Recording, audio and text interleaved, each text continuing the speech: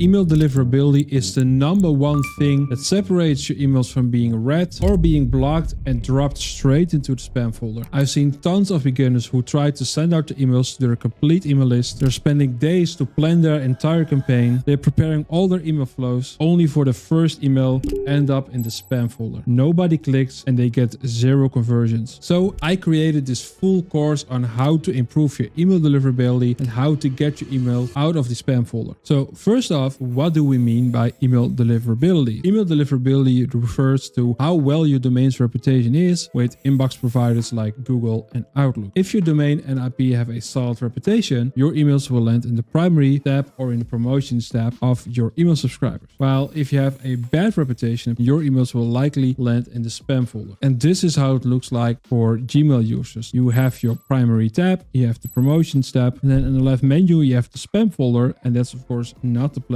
you want your emails to land. And important to know is that your reputation is based on your sending history. So if a lot of your emails were marked as spam, had low engagement, and landed in the spam box, guess what? Your future emails will probably land in the spam box as well. So you have to break that cycle. And why does it matter? Well, it's pretty simple. You want your emails landing in the primary or in the promotions tab, not in the spam folder, because emails that land up in the spam box are rarely opened, which leads to low open rates, low click rates, and most importantly, a low amount of generated revenue. So it will cost you a lot of sales. So a bad email reputation equals bad email deliverability, and that means bad results across the board for your e-commerce brand. Keeping a good reputation is essential if you want your emails to reach your audience and drive sales. Why is it important to improve your email deliverability? You'll get higher open rates, more people see your emails, more people will click in your emails, more people will visit your store, more people will buy, and you will make more money. So having a good email reputation and a good deliverability is extremely important. But how do you know if you have a deliverability problem? Well, it's simple. Your open rates will drop. Ideally, your open rates should be at least 40%, and even better if they are 50% or higher. If you notice that your open rates are dipping towards the 30% or even lower, that's a clear sign of a deliverability issue. Important, you don't just want to look at your overall open rates, but you also want to check your domain specific open rates as well, because it's possible that your deliverability is strong with Google, but you could be facing issues with Outlook or with other inbox providers. So by closely monitoring both overall and domain specific performance, you'll be able to identify where any deliverability problems are coming from, and you can take action quickly. So this is how you can see your domain specific open rates. So we're one of the accounts of one of our clients, and as you can see over the last 30 days, our average open rate is 64%, and we even climbed in the last 30 days. So if we take this random campaign, you see that the overall open rate is 61.3%. And what we can do is that we go to the deliverability tab, and then if we scroll down, you can see the performance by inbox provider. For Gmail users, our open rate is 64%.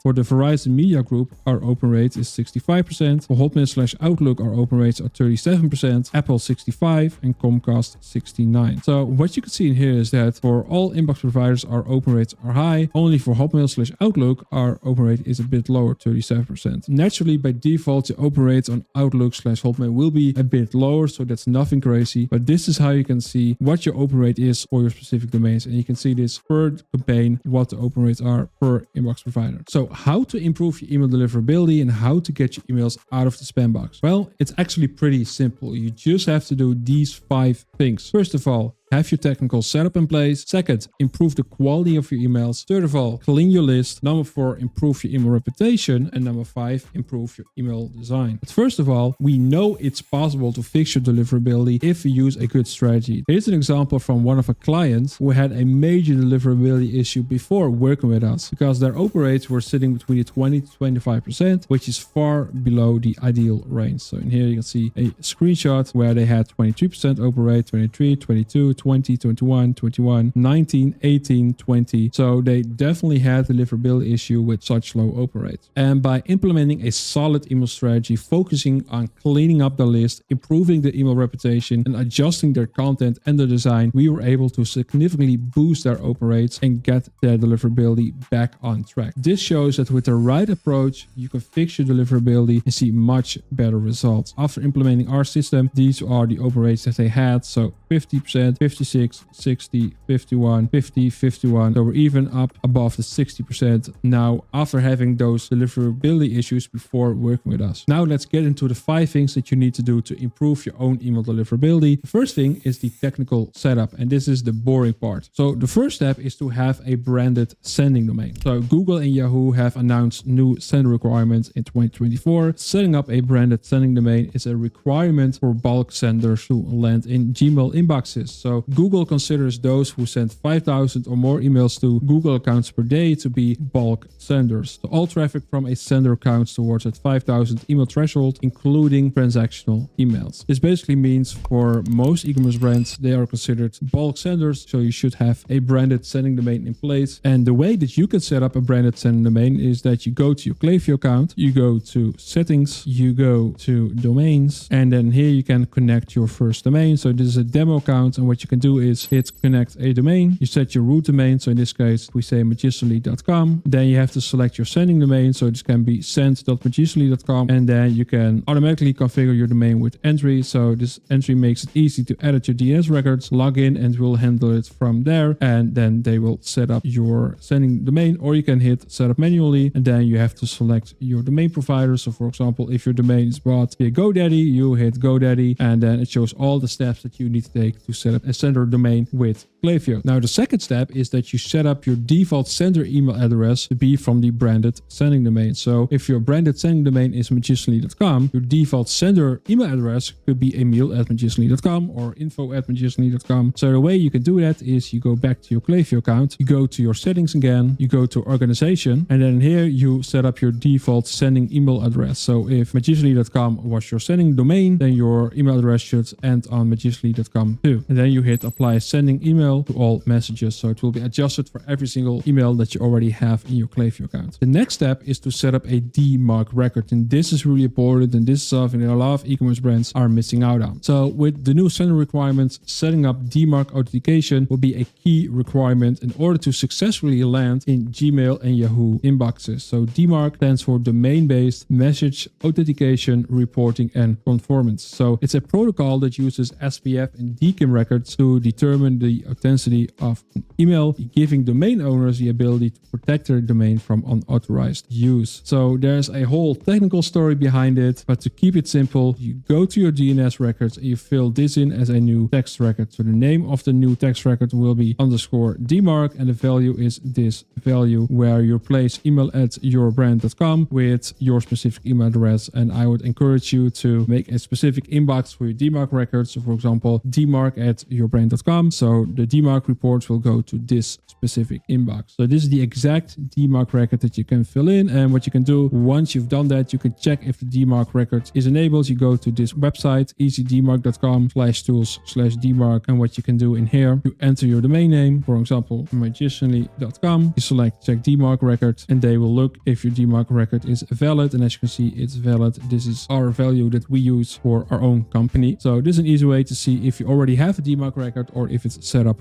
properly. Then a bonus tip is to set up a BIMI record. So BIMI uses your DNS settings to authenticate your visual brand identity in emails you send. This technology allows brands to control the logo used in inboxes when they send messages in order to build trust and brand recognition. In addition, Gmail appends a blue check icon to senders who have completed verification, and Gmail, Yahoo, and certain versions of Apple support BIMI. Without being too technical, with a BIMI record, you basically will show your logo in the inbox next to your subject line, and in Google, it will show a blue check icon next to your email. Lastly, when you have that, it will stand out from the crowd from all of your competitors because you will show your logo and a blue check mark, while your competitors won't have that logo, won't have the blue check mark. The only downside is that it has an investment to it, so you have to invest around $1,500 at the time of recording this video. And if you want more info on this, you can go to bimigroup.org and you can find more information about it. That was the boring part, the technical step. So now let's get straight into the more fun stuff. The second thing is to improve the quality of your emails. That should be like the golden standard and the main thing that you have to keep in mind. If your emails are boring or overly salesy, people will stop opening them. That's just how it works. When open rates drop, so does your email reputation. Remember that inbox providers like Google only care about one thing and one thing only, giving their users the best possible experience. They don't care about your brand, they care about their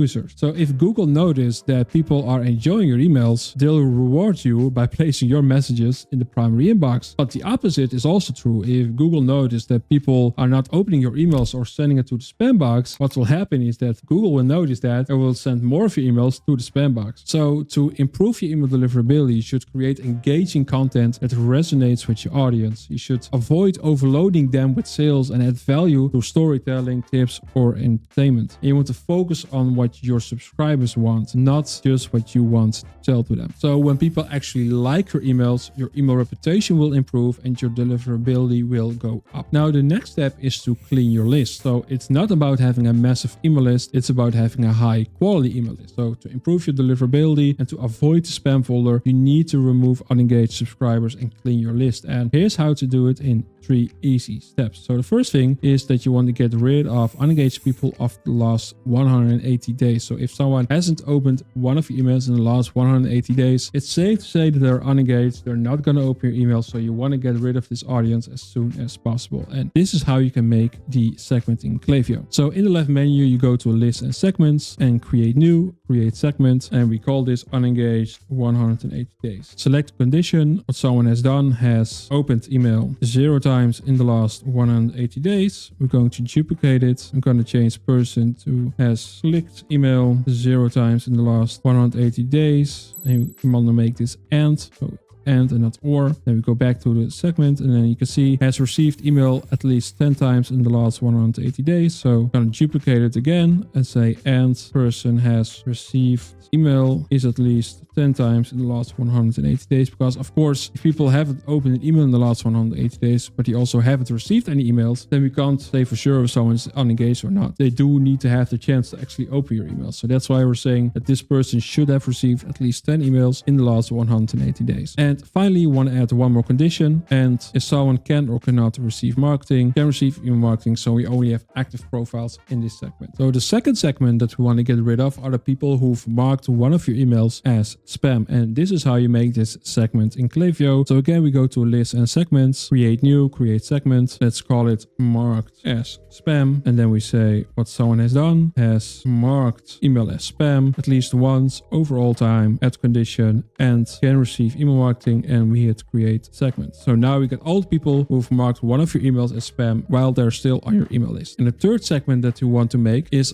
the people who have a bounced email. So this is how you make the segment in Klaviyo. You can call it bounced emails and you say what someone has done. Person has bounced email at least 4 over all time, where bounce type equals soft, or what someone has done. Person has bounced email at least once over all time, where bounce type equals hard. So there's a difference between hard bounces and soft bounces. Hard bounces are permanently. So once it happens, you want to get rid of this person immediately. Soft bounces are temporary because they can have like a full inbox or there was a server outage. For soft bounces, you can have a couple of them, but after 4 soft bounces, you also want to get rid of soft bounces. And then finally, the condition, person can receive email marketing. So we only have active people in this segment. So once you've made these segments, you now have to suppress them. And it's really easy to do nowadays in Klaviyo. You go to a list and segments, you go to the segment that you want to get rid of. So for example, you mark a spam segment, you go to the 3 dots over here, then a menu will pop up and then you hit suppress members and you hit bulk suppress. Now Klaviyo will get rid of the people who at that moment were in that specific segment. So now that you've cleaned your list, you've got rid of the fluff. So what's left are your engaged or at least the somewhat engaged subscribers. And by removing the people who've marked your emails as spam or whose emails has bounced, you're no longer sending campaigns to those who hurt your email reputation. So this already sends a much better signal to email providers like Gmail and Outlook. And with a cleaner, more engaged list, inbox providers will see that your emails are wanted, which will boost your deliverability and increase your chances of landing in the primary inbox. So now it's time to improve our email reputation. Now that your list is clean, it's time to boost your email reputation, and we want to break the cycle of low engagements, complaints, and landing in the spam folder. To do that, we'll trick inbox providers into believing your subscribers love opening your emails. By only sending emails to your most engaged subscribers subscribers, those who consistently open and click your emails. So let's create some engaged segments. We want to create engaged segments of 14 days, 30 days, 60 days, and 90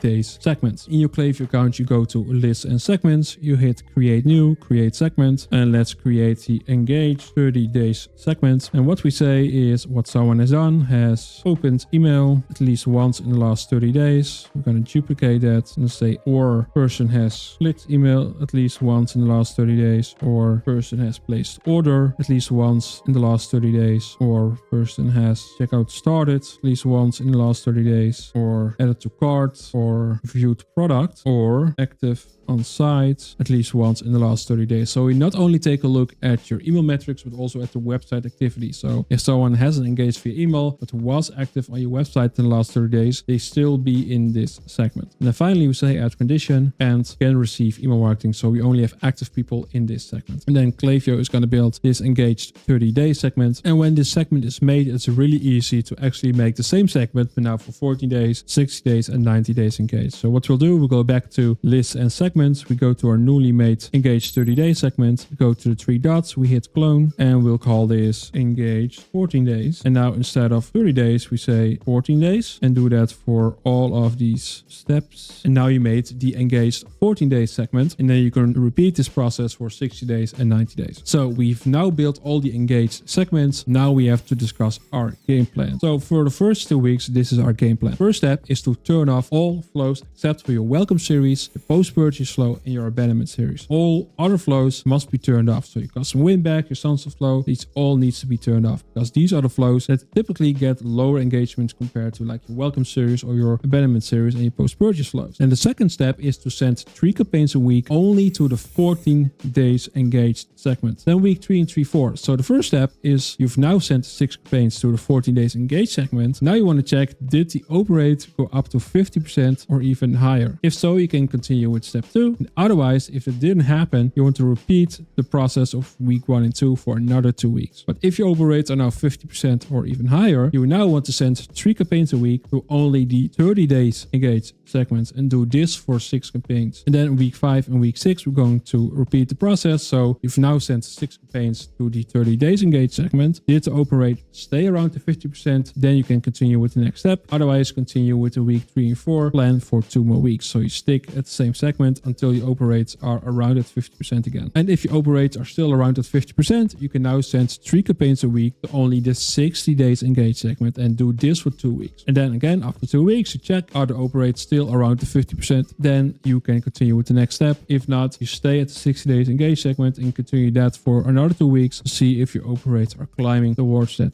50%. And after 2 weeks, if your open rates with the 60 days engaged segment are 50% or even higher, you can now go back to your regular segment, which is your 90 days engaged segment. That's a segment that you'll be using most of the time. You've now basically improved your email deliverability, so you can start sending to your 90 days engaged segment. And you can also turn on all of your flows. And important to know is that you never want to send email campaigns to the entire list, with a few exceptions. So for example, if there are any sales events, new product launches, or other big events, then in that case, you can send an email to your entire list. But make sure to do it maximum once a month. Other than that, you just want to stick to the 90 days engaged segment. Because if you just send 1 email per month to your entire list, this won't hurt your email reputation too much. But at the same time, it does allow you to re-engage some of the unengaged people back into your list. And another important thing that you need to do is improve your email design. So many brands send out emails that are heavily designed, relying solely on images. While this might work for some, if you're facing email deliverability issues right now, it's crucial to optimize your email design to appear less spammy for the inbox providers. And here's how. So the first thing is to avoid image-only emails. Don't rely entirely on image slices. Include real text alongside your images. You want to have this balanced text to image ratio, because this will make your email look more legitimate to inbox providers and improve the chances of landing to the primary inbox. And if you are using images in your emails, you want to make sure that you compress those images. Large image files will slow down your email load times, and this will negatively impact your deliverability. So use tools like tinypng.com or squoosh.app. You want to compress all of the images that you use in your emails, and this will ensure that your emails will load faster. It provides a better user experience, and it's just a better better signal to your inbox providers. The next thing is to use alt text on all